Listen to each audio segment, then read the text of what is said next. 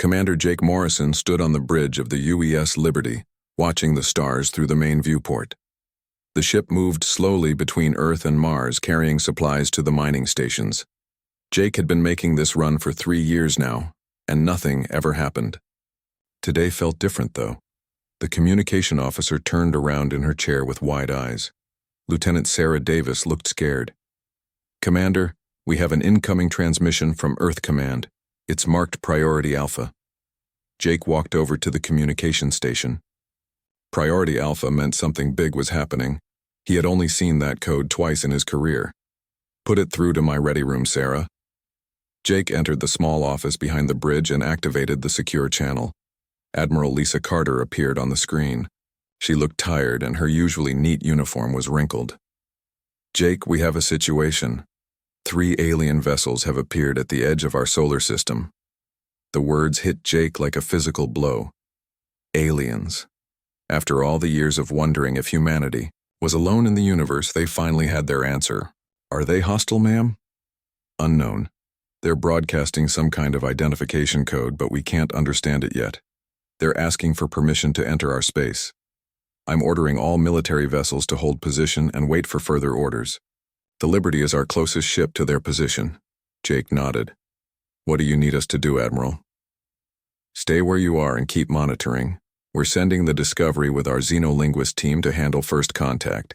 Captain Rodriguez will be in command of the situation. Your job is to provide backup if needed." The screen went dark and Jake returned to the bridge. He looked at his crew of 12 men and women. They were good people who had signed up to haul cargo between planets. None of them expected to be part of humanity's first contact with alien life. "Lieutenant Davis, open a channel to all crew members." "Channel open, sir." Jake took a deep breath. "This is the commander. We have just received word that 3 alien vessels have entered our solar system. They appear to be peaceful and are requesting permission to establish contact. We have been ordered to maintain position and provide support for the contact team. I know this is unexpected, but I need everyone to stay calm and do their jobs. That is all." 2 days later, the UES Discovery arrived at their position. Captain Elena Rodriguez was known throughout the fleet as one of the smartest officers in Earth Command. If anyone could handle talking to aliens, it was her. Jake watched through his telescope as the sleek research vessel moved past them toward the edge of the solar system. The alien ships were unlike anything humans had ever imagined. They were tall and thin, like crystal towers floating in space. No visible engines or weapons could be seen on their smooth surfaces. They moved with a grace that seemed impossible for something so large. Jake received another transmission from Admiral Carter. "The aliens call themselves the Hegemony Trade Collective. Their leader wants to meet with our representatives aboard their ship." Captain Rodriguez and her team of linguists and scientists transferred to the alien vessel. Jake watched nervously as the small shuttle disappeared into what looked like an opening that formed in the crystal hull. 6 hours later, Rodriguez returned with news that would change everything. The aliens had been watching humanity for decades. They knew about Earth's cities, its people, and its basic technology. They said humanity was ready to join something called the Galactic Council. The alien leader was a being made of what looked like living crystal. He called himself Vextar and spoke through some kind of translation device. His voice sounded like wind chimes in a gentle breeze. He told Rodriguez that humanity had reached the point where they needed guidance to develop properly. "Your species shows promise," Vextar had said. "But you need help to avoid the mistakes that destroy young civilizations. We offer friendship, trade, and the wisdom of ages." Rodriguez reported that the aliens seemed peaceful and genuinely interested in helping humanity. They offered to share basic fusion technology and star charts showing the locations of other worlds. In return, they wanted to establish a small monitoring station near Mars to help guide humanity's development. Jake read the reports with growing excitement. Fusion power could solve Earth's energy problems forever. The star charts would open up the galaxy for exploration. It seemed too good to be true. Admiral Carter approved the alien request, and construction began on their monitoring station.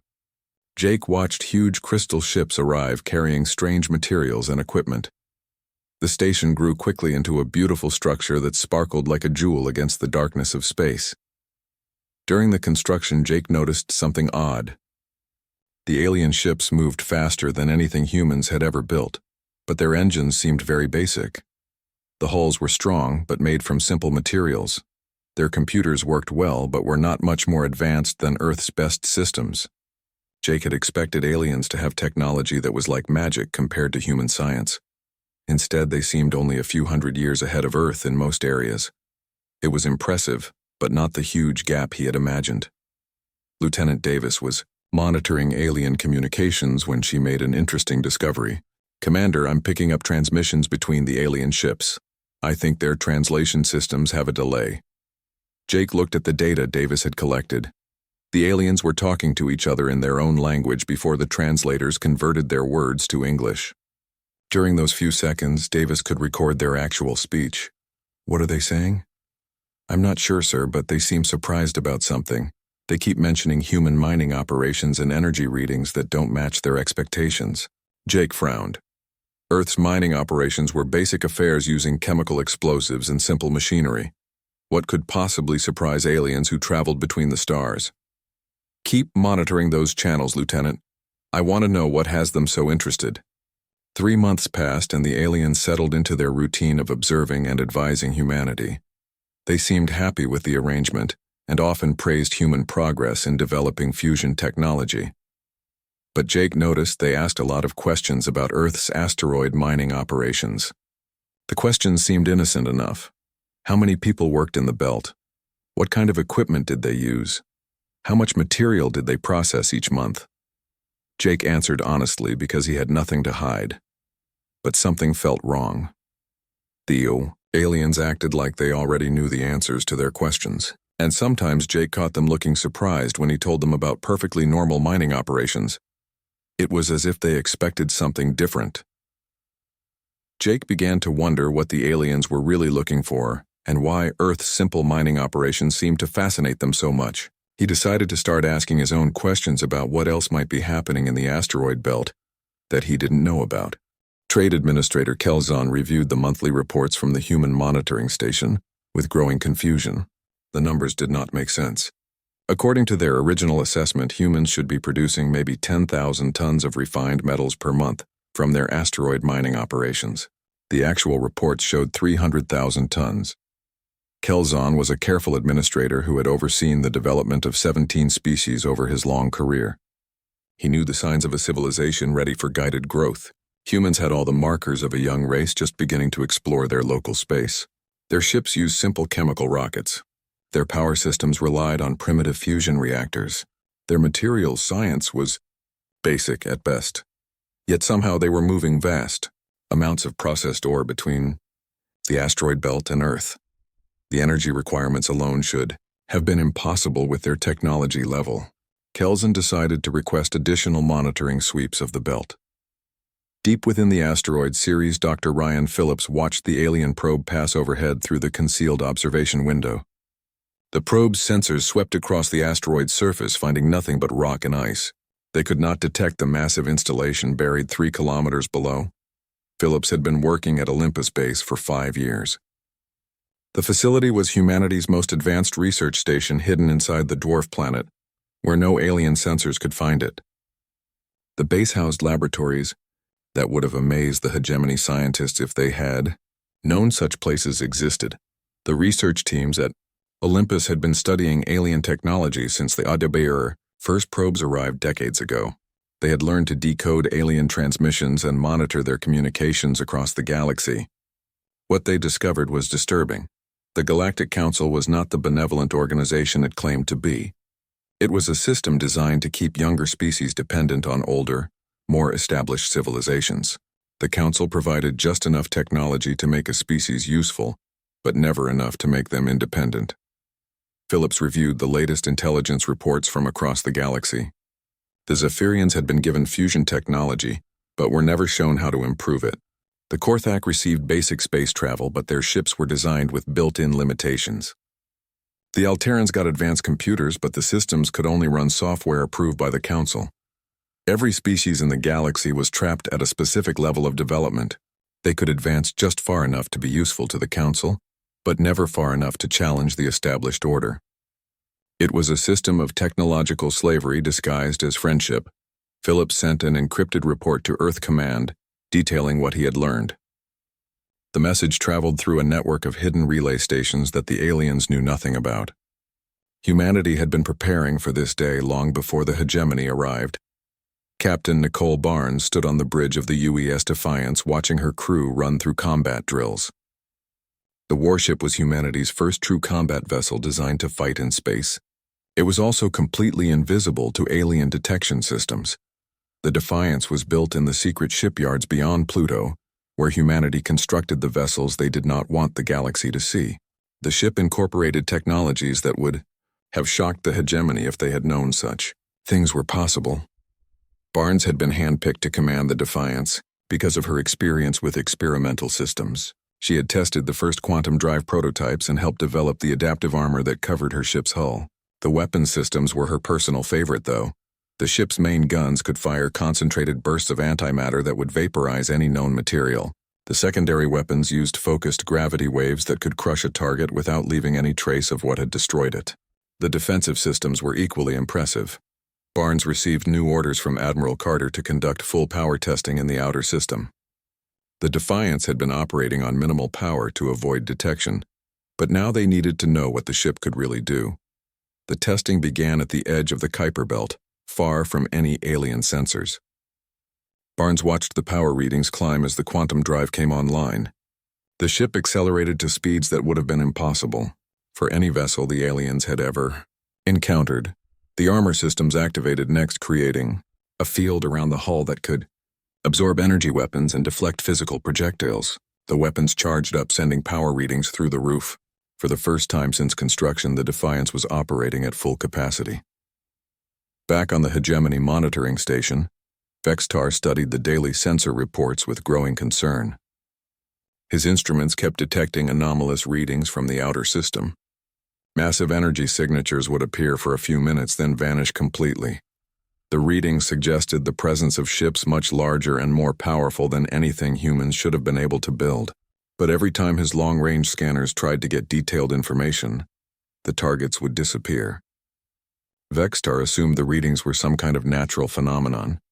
Solar storms could sometimes create energy signatures that looked like artificial sources. Electromagnetic interference from Jupiter could cause false readings on sensitive equipment. There had to be a logical explanation for what his sensors were detecting, but privately Vextar was beginning to worry. He had been monitoring human communications and had noticed some strange patterns. Earth Command seemed to have ships and installations that were not included in their official reports. References to research facilities and mining operations that did not appear on any charts the humans had shared. Vextar decided to increase surveillance of human space without alerting them to his suspicions.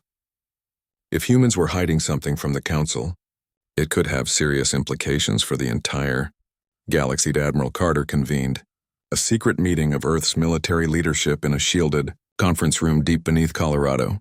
The holographic display showed the positions of all known alien vessels throughout the solar system. Intelligence reports detailed their capabilities and intentions.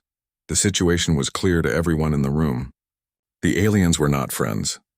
They were overseers sent to ensure humanity never became a threat to the established galactic order.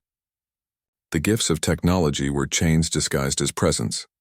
General Paul Jackson, who commanded the asteroid mining operations, reported that alien surveillance had increased dramatically.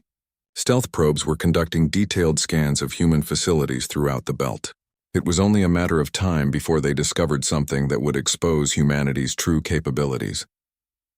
Admiral Carter looked at the faces around the table. These were the men and women who had spent decades preparing for this moment. They had built hidden bases and secret fleets while maintaining the fiction that humanity was exactly what the aliens expected them to be. The question now was whether to continue the deception or reveal the truth. Earth could defend itself against anything the hegemony might send.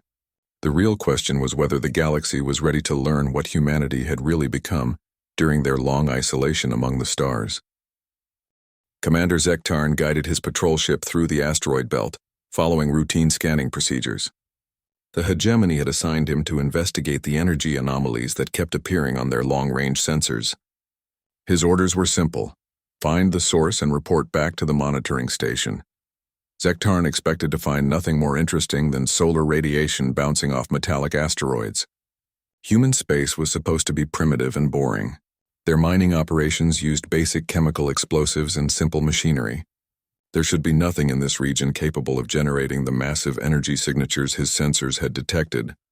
His ship rounded a large asteroid, and Zektarn's world changed forever. Spread across the space before him was an installation that defied everything he knew about human capabilities. The facility was enormous, easily the size of a small moon. Mechanical arms larger than his entire ship moved, processed asteroids through refining systems that glowed with contained energy. The mining complex was surrounded by defensive platforms that his sensors could barely analyze. The structures appeared to be made from materials that should not have existed. Energy readings showed power generation on a scale that would have impressed the most advanced Council civilizations. Most shocking of all were the ships. Dozens of vessels moved around the complex in perfect formation. They were sleek and deadly-looking with hull configurations unlike anything in Galactic Council databases. The ships accelerated and maneuvered at speeds that should have crushed any organic crew inside. Zektarn activated his emergency transmitter to report the discovery, but found his communications were being jammed. Something was blocking his ability to contact the monitoring station. His sensors detected 3 of the unknown human ships moving toward his position at incredible speed. Mining Director Paul Jackson watched the alien patrol ship from his command center at Site Omega-7. The facility was one of 12 major installations, scattered throughout the asteroid belt. Each complex could process entire asteroids into refined materials using technology that officially did not exist. Jackson had been expecting this day for months. The aliens were getting suspicious about human production numbers, and it was only a matter of time before they sent someone to investigate. He activated the facility's defensive systems and sent an alert to Earth Command. The message reached Admiral Carter within minutes through the hidden communication network that connected all of humanity's secret installations. The network used quantum entanglement technology that allowed instant communication across any distance. The aliens had no idea such a system was possible. Carter reviewed the tactical situation from her command center beneath Earth's surface. The alien patrol had discovered Site Omega-7 and was attempting to transmit detailed scans to their monitoring station. If that information reached the hegemony fleet, humanity's secret would be exposed to the entire galaxy. Carter opened a secure channel to Captain Barnes aboard the UES Defiance. The advanced warship was conducting exercises in the outer system when the alert came through. Barnes acknowledged her orders and set course for the asteroid belt at maximum speed. The Defiance covered the distance in less than an hour using its quantum drive system.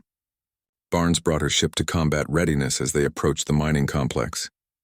Her sensors showed the alien patrol vessel attempting to break through the communication jamming while trying to avoid the defensive platforms. Barnes opened a channel to the alien commander, offering him a chance to surrender. Zektarn responded with confusion and fear, demanding to know what humans were doing with technology that should not exist. Barnes tried to explain that humanity preferred to keep some things private, but the alien commander was too shocked to listen. The engagement began when Zektarn activated his ship's weapon systems.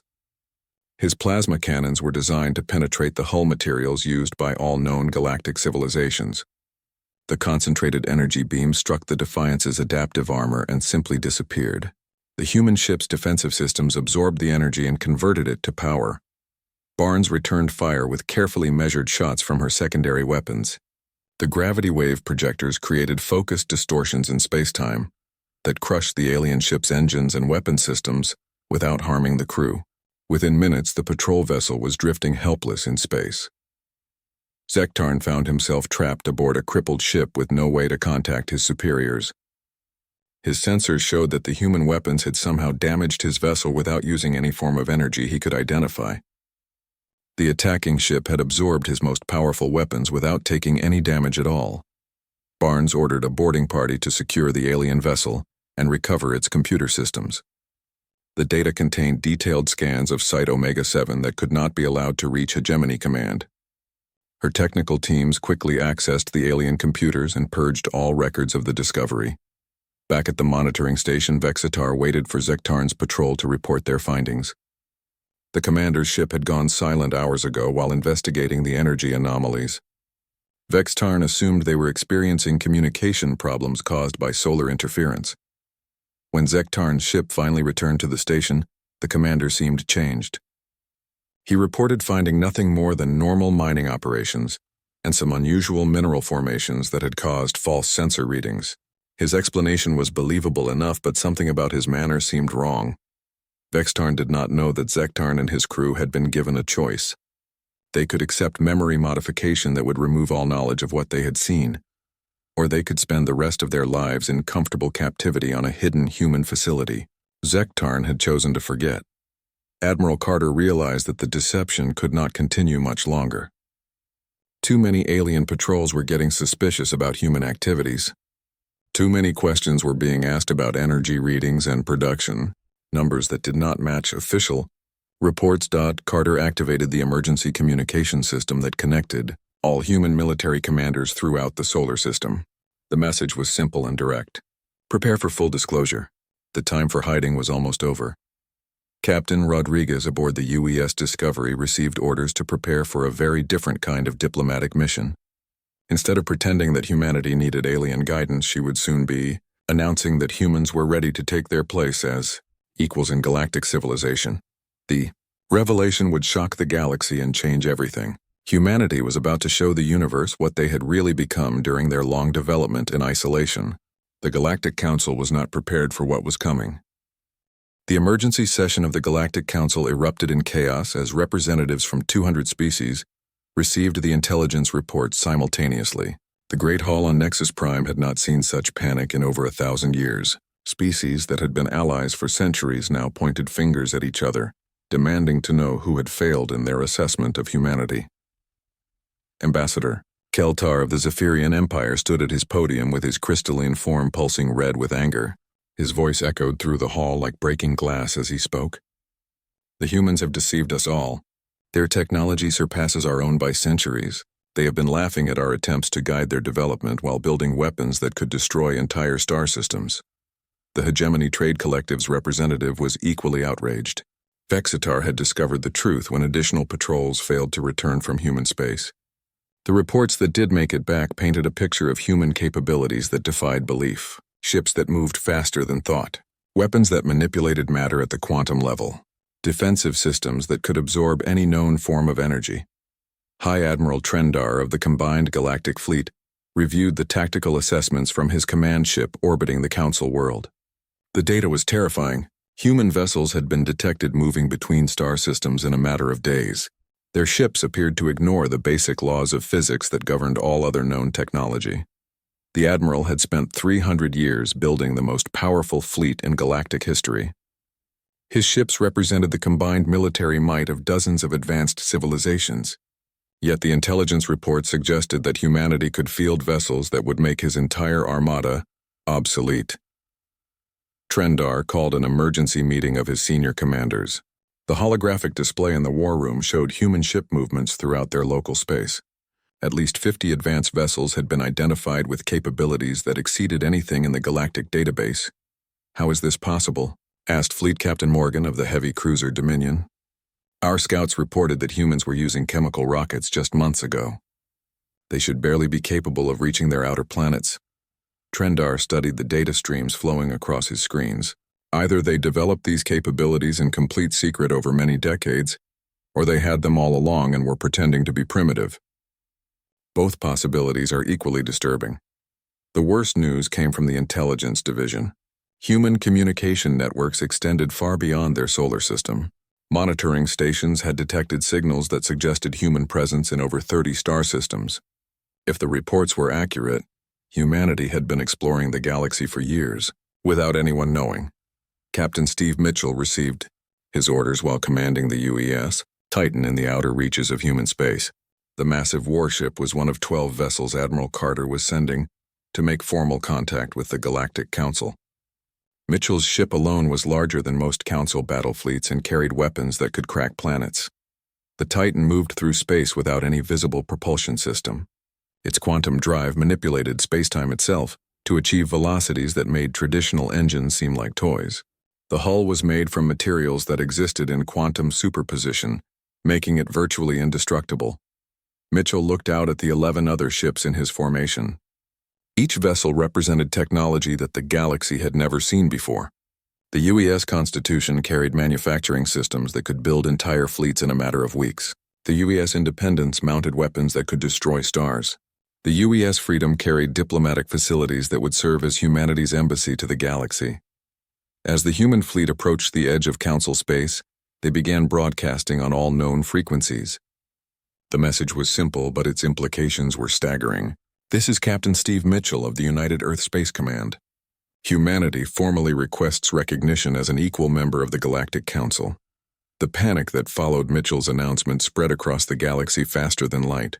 Species that had never questioned the Council's authority suddenly found themselves faced with a civilization that could challenge the established order. Trade routes that had operated for millennia were disrupted as governments recalled their fleets to defend their home systems. The ancient ethereal conclave emerged from their hidden sanctuaries for the first time in 1,000 years. The mysterious beings had been watching galactic civilization develop from the shadows. Their leader, Elder Zinthara, appeared before the council in a shimmer of pure energy. "We warned you this day would come," the Elder's voice resonated through dimensions that most species could barely perceive. "The children of the precursors have awakened. They carry the genetic memory of the civilization that built the foundations of your technology." The revelation hit the council like a physical blow. The precursors were legends, ancient beings whose technology formed the basis of everything the galaxy considered advanced. Their ships could travel between dimensions. Their weapons could reshape reality itself. They had vanished 50,000 years ago, leaving only ruins and artifacts. Elder Zunthara continued speaking as chaos erupted around him. Earth was not abandoned by the precursors. It was preserved as a backup against galactic catastrophe. The humans you have been monitoring are their direct descendants, carrying genetic codes that unlock technologies beyond your comprehension. Dr. Amanda Foster stood in the ruins beneath the Sahara Desert examining artifacts that predated known galactic civilization. The archaeological team had been working in secret for decades, uncovering evidence of humanity's true heritage. The buried cities contained technology that made current human achievements look primitive. Foster's latest discovery was a data crystal that contained star charts showing the galaxy as it existed 50,000 years ago. The maps revealed precursor colonies on thousands of worlds, including many that were now home to Council civilizations. Humanity had not been exploring the galaxy for the first time. They were returning home. The implications were staggering. Every piece of advanced technology in the galaxy was based on precursor science. The Council civilizations were using degraded copies of human innovations. The species that considered themselves advanced were actually primitive, compared to what humanity was rediscovering in their ancient vaults. Admiral Carter activated the solar system's true defensive network for the first time in human history. Hidden installations throughout the system came online, revealing the scope of humanity's preparations. Weapons platforms that could sterilize worlds, shield generators that could protect entire planets, manufacturing facilities that could produce fleets at impossible speeds. The galaxy faced a new reality. Humanity was not another species to be managed and controlled. They were the heirs to the greatest civilization in galactic history, and they were no longer hiding their inheritance from the universe. 6 months after the revelation, the Galactic Council convened on the neutral world of Nexus Prime for negotiations that would reshape the galaxy forever. The massive conference hall had been expanded to accommodate representatives from over 300 species, many of whom had never been allowed to participate in council decisions before it. Ambassador Rachel Green stood at the central podium representing humanity, for the first time as an equal member of galactic civilization. Behind her sat the delegation from Earth, including scientists, military officers, and diplomats who would help determine the future of countless worlds. The weight of the moment was not lost on anyone present. Green looked out at the assembled representatives and began to speak. "The age of artificial limitations is ending today. For too long, this council has maintained power by keeping younger species dependent on older civilizations. We offer a different path forward based on cooperation rather than control. The human proposals were revolutionary, An immediate end to technological suppression across all council member species. Open sharing of scientific knowledge between civilizations. Democratic representation in galactic governance based on actual contribution rather than political influence. The dismantling of trade monopolies that had kept most species in perpetual debt to the established powers. The reaction was immediate and divided. Progressive species like the Alterans and the Korthak supported the changes enthusiastically. They had suffered under council restrictions for centuries and saw humanity's proposals as liberation. Conservative powers like the Zephyrian Empire and parts of the hegemony fought against any change to the system that had served them so well. Elder Zunthara of the Ethereal Conclave stood to address the assembly. The ancient being's presence commanded respect from even the most powerful species leaders. The precursors did not build their civilization through oppression. They shared their knowledge freely with all who would accept it. Their descendants offer you the same gift? The elder gestured toward Rachel Green and continued speaking. Humanity carries more than genetic memory of the precursors. They carry their values. The children have returned not as conquerors but as teachers ready to help you. Claim your birthright among the stars, Captain. Daniel Brooks commanded the U.S. Constitution as it led the largest human fleet ever assembled through council space. 50 advanced warships escorted transport vessels carrying aid packages to suppressed civilizations across the galaxy. The fleet's mission was to demonstrate that humanity's words were backed by action. Brooks watched through his bridge viewport as the fleet approached the Korthak homeworld. The reptilian species had been restricted to their home system for over 1,000 years, after the council decided they were too aggressive for space travel. Their crime had been defending themselves when the hegemony tried to claim their world's valuable mineral resources. The human transport ships carried fusion reactors, quantum computers, and manufacturing systems that would allow the Korthak to build their own starships. Within weeks, they would launch their first vessel, capable of faster-than-light travel. The 1,000-year imprisonment was finally ending. Similar scenes played out across dozens of star systems as human ships delivered technology to species that had been denied advancement by council decree. The Vorthan received medical equipment that would extend their naturally short lifespans. The crystalline Nixari got energy systems that would allow them to expand beyond their dying homeworld. The aquatic Benthans acquired habitat technology that would let them explore dry worlds for the first time. The transformation of galactic civilization accelerated as each liberated species began developing their full potential. Trade networks that had been controlled by a handful of powerful civilizations suddenly faced competition from dozens of new players. Scientific discoveries multiplied as species shared knowledge freely for the first time in galactic history.